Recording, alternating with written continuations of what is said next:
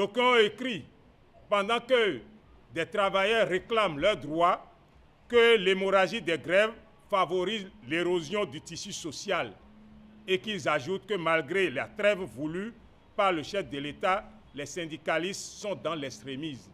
Quelqu'un écrit, parlant du récent congrès des FCBE, que c'est la symphonie des losers. D'autres vont jusqu'à dire que le chef de l'État se met en soutane pour venir défendre son évangile.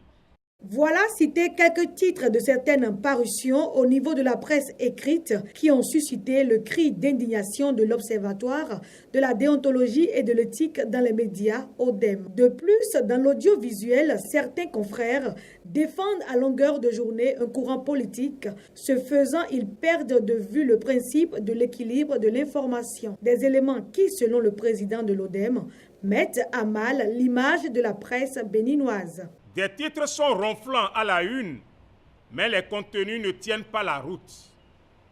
Certains s'adonnent aussi à des commentaires injurieux dont ils ne maîtrisent souvent pas les sujets.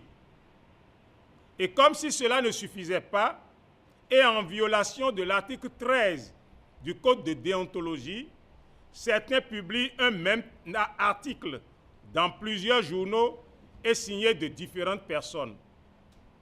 Parfois, ils mettent les titres à la une, comme s'il s'agissait de journaux siamois. L'image que projettent certains acteurs des médias est inquiétante et désolante. Plus grave, elle affiche une violation permanente de la déontologie de notre métier et tend à ancrer dans la tête de certains citoyens que la presse béninoise perd les pédales ou simplement s'écarte des normes et surtout de la place de choix qu'elle occupait il y a jusque-là quelques années. Et comme pour sonner le glas à ce qu'ils appellent un manque de professionnalisme, l'ODEM rappelle les règles du métier et interpelle les concernés à un effort de compétence.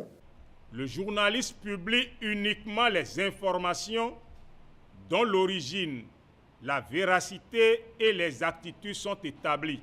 En dehors de la rémunération qui lui est due par son employeur, dans le cadre de ses services professionnels, le journaliste doit refuser de toucher de l'argent ou tout avantage en nature des mains des bénéficiaires ou des personnes concernées par ces services, quelle qu'en soit la valeur et pour quelque cause que ce soit. Il ne cède à aucune pression et n'accepte de directives rédactionnelles que des responsables de la rédaction.